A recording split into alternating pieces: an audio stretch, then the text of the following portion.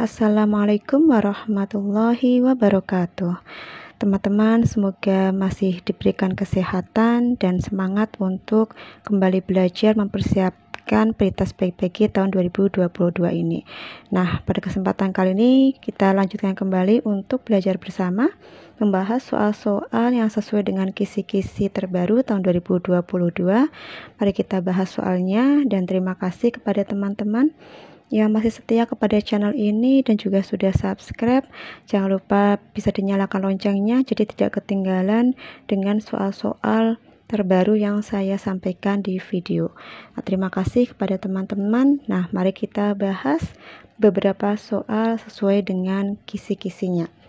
Soal yang pertama, seorang siswa SMA kelas 12 yang pada semester ke-6 studinya sedang mempersiapkan diri menempuh UN siswa.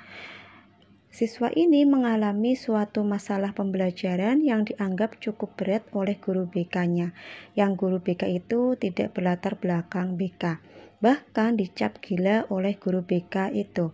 Atas laporan guru BK, akhirnya kepala sekolah mengeluarkan surat keputusan bahwa siswa tersebut tidak diperkenankan datang ke sekolah. Layanan advokasi dalam konseling sebaiknya dilakukan untuk A. Membantu siswa tersebut dari masalah, B. Mengembalikan hak pendidikan siswa, C. Mengatasi masalah siswa, D. Melindungi siswa dari hukuman sekolah. Nah, ini kita bahas soal-soal yaitu sesuai dengan kisi. Untuk soal nomor 1 yaitu kisi-kisi pada indikator nomor 65 tentang strategi dalam advokasi. Nah, untuk soal nomor 1 ini, jawaban yang benar itu adalah yang B, yaitu mengembalikan hak pendidikan siswa. Jadi, dari contoh di atas itu memperlihatkan bahwa siswa yang bersangkutan dirampas hak belajarnya di sekolah dan dilarang untuk mengikuti ujian nasional. Hak untuk mencapai puncak studi SMA dijegal melalui putusan kepala sekolah berdasarkan laporan guru BK. Nah, dalam hal ini, meskipun siswa itu bersalah, hak-haknya tidak boleh dicabut. Untuk masalahnya itu, siswa tersebut kehilangan hak pendidikannya sehingga ia akan sangat dirugikan. Nah, layanan advokasi dalam konseling itu berusaha mengembalikan hak pendidikan atau pembelajaran siswa itu sehingga keberlangsungan studi siswa di SMA-nya itu tidak dirugikan. Dan dari contoh itu di atas ada dua pihak yang bersengketa, yaitu pihak yang berkewenangan tertentu dan pihak yang menjadi korban, yaitu pihak yang haknya dicabut oleh pihak yang berkewenangan. Nah, dalam format layanan, karena layanan advokasi itu menyangkut sejumlah pihak terkait, apalagi pihak-pihak tertentu itu ada yang berdasarkan pada tingkat atau level tertentu sama atau beda, maka format layanan adalah kolaboratif, yaitu konselor langsung berkomunikasi dengan pihak-pihak yang dimaksud untuk menggali informasi, kesempatan dan kemudahan, serta kerjasama hal-hal positif lainnya demi mengembalikan hak klien yang selama ini kurang atau tidak dinikmati oleh klien. Nah, kita lanjut ke soal nomor 2. Ada orang tua siswa datang kepada guru BK menceritakan tentang komunikasi dengan anaknya yang kurang sehingga menyebabkan anak kurang mematuhi perintah orang tua.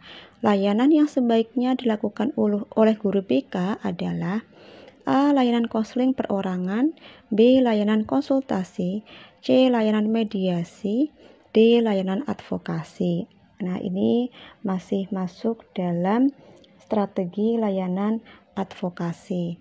Nah, di sini jawaban untuk soal nomor 2 yang benar itu adalah layanan konseling perorangan ya. Jadi, untuk soal ini itu umumnya konselor di sekolah memiliki persepsi yang salah tentang pelaksanaan layanan konsultasi. Mereka mengundang orang tua peserta didik datang ke sekolah untuk melakukan konsultasi berkaitan dengan pelanggaran yang dilakukan peserta didik di sekolah. Nah, selain itu, pelaksanaan layanan konsultasi juga dilakukan dengan cara mempertemukan semua pihak dalam satu ruangan. Kegiatan tersebut itu menurut konselor bahwa mereka telah melakukan layanan konsultasi.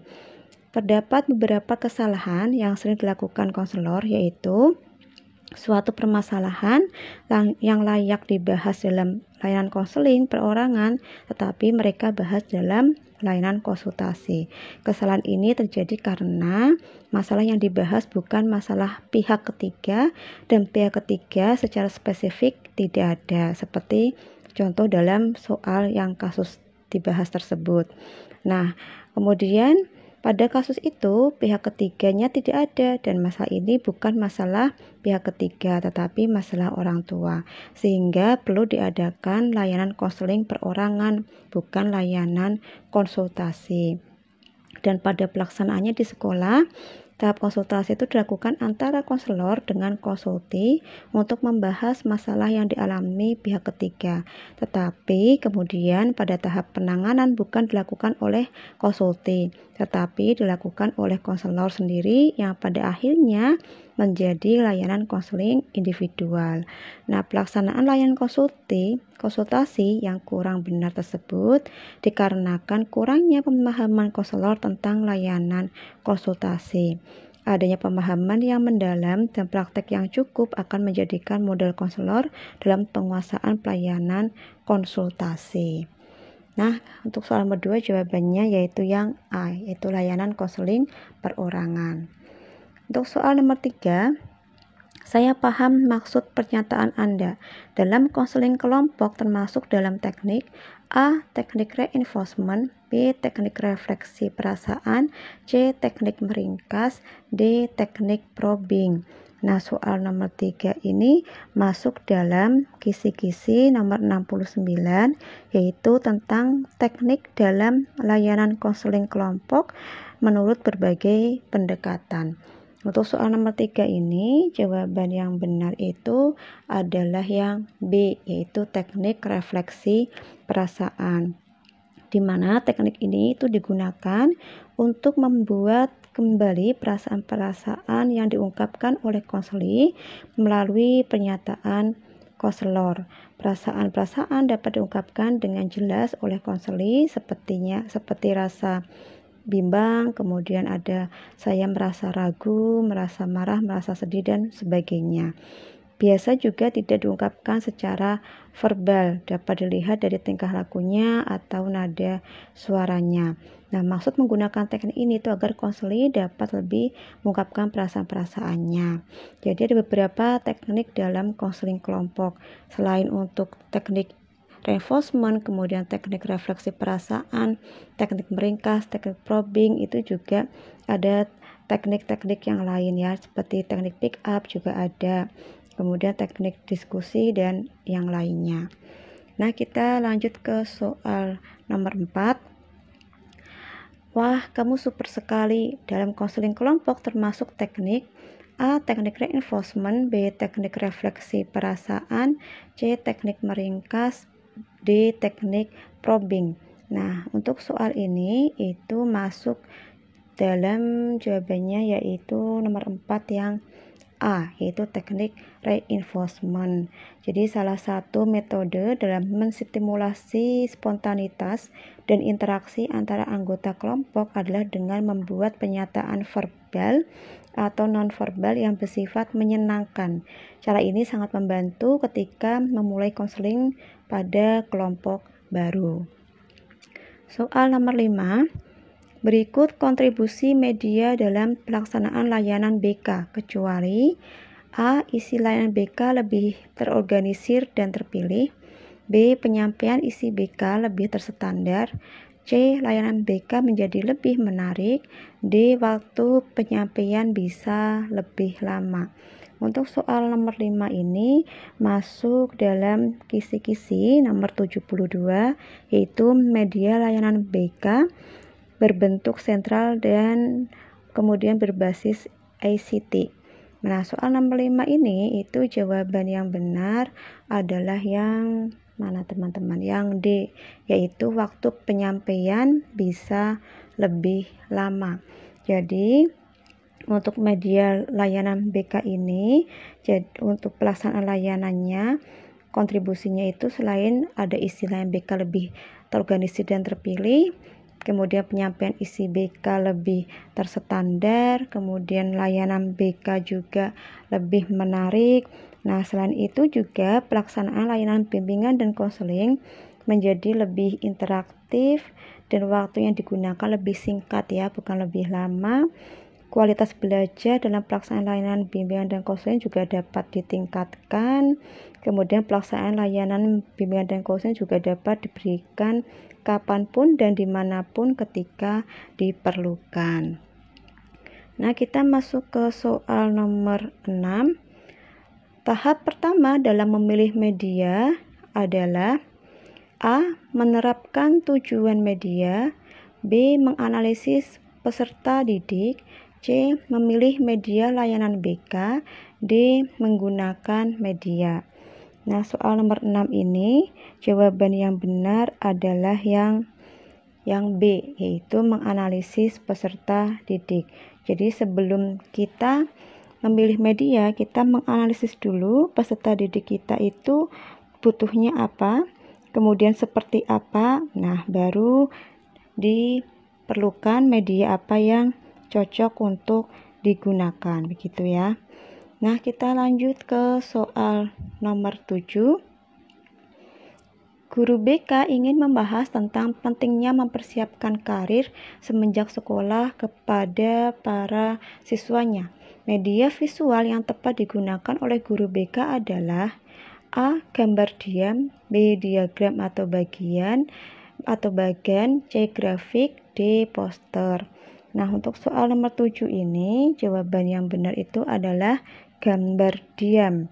Dan untuk gambar diam ini yaitu digunakan untuk membahas tentang gambar-gambar yang sesuai dengan untuk merepresentasi ya, fotografis. Kemudian tujuannya adalah gambar diam juga dapat berupa bahan cetakan, belajar atau ilustrasi yang berukuran besar. Nah, bisa digunakan juga seperti buku, majalah, koran. Dalam pelaksanaan layanan BK, ini bisa dimanfaatkan gambar diam oleh konselor sehingga dapat membantu untuk memberikan gagasan atau informasi sehingga memperdalam penghayatan dan pemahaman.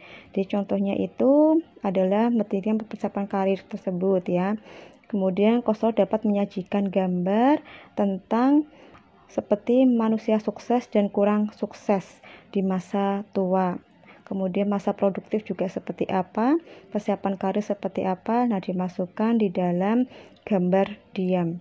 Nah, kemudian untuk diagram ada macam-macam juga ya. Kalau bagan atau diagram itu adalah representasi visual dari hubungan antar konsep atau gagasan yang abstrak, yaitu seperti kronologis, kemudian kuantitas dan hierarki. Penggunaan setiap bagan seharusnya dimanfaatkan untuk menyampaikan satu konsep atau konfigurasi. Kemudian ada grafik. Kalau grafik itu merupakan representasi visual dari data angka ya. Dan grafik itu adalah hubungan antara unit-unit data dan bagaimana pola kecenderungannya. Kalau poster itu merupakan media yang mengkombinasikan visual dari gambar, kemudian garis, warna, dan kata untuk menarik dan mempertahankan perhatian audiens. Nah, kita ke soal nomor 8. Dalam merencanakan suatu program, ada beberapa hal yang harus diperhatikan. A. Proses pembuatan program. B. Identifikasi program. C. Penjadwalan rencana program. D. Kebutuhan program. Jawaban yang benar adalah untuk soal nomor 8 ini masuk dalam kisi-kisi nomor 74, yaitu menyusun program tahunan bimbingan dan konseling. Di sini untuk soal nomor 8 itu yang tidak benar adalah kebutuhan program. Nah, kebutuhan program berarti adalah D. Maka yang ada jawabannya D itu salah. Dan nomor 8 jawaban yang benar adalah yang A ya teman-teman ya. Jadi untuk merencanakan suatu program itu ada beberapa hal yang harus diperhatikan. Yang pertama itu proses pembuatan program, kemudian identifikasi program, langkah-langkah dalam penyusunan rencana program, dan penjadwalan rencana program. Nah, kita lanjut ke soal nomor 8. Berikut komponen dalam program BK kecuali A. Layanan dalam bimbingan, B. Layanan penempatan, C. Layanan dasar bimbingan, D. Layanan responsif. Nah, untuk soal nomor 9 ini jawaban yang benar yang kecuali yang bukan yaitu layanan penempatan ya. Jadi layanan penempatan itu tidak masuk dalam komponen program BK. Yang ada itu adalah layanan dasar. Kemudian layanan responsif itu seperti kunjungan rumah.